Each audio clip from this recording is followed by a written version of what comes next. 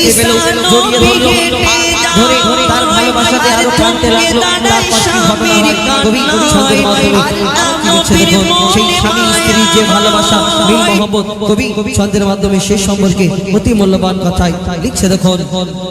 স্বামীর করুণ কান্নায় বলে স্বামী ও গো ঈসা নবী, আর বলে স্বামী ও ঈসা নবী দোয়া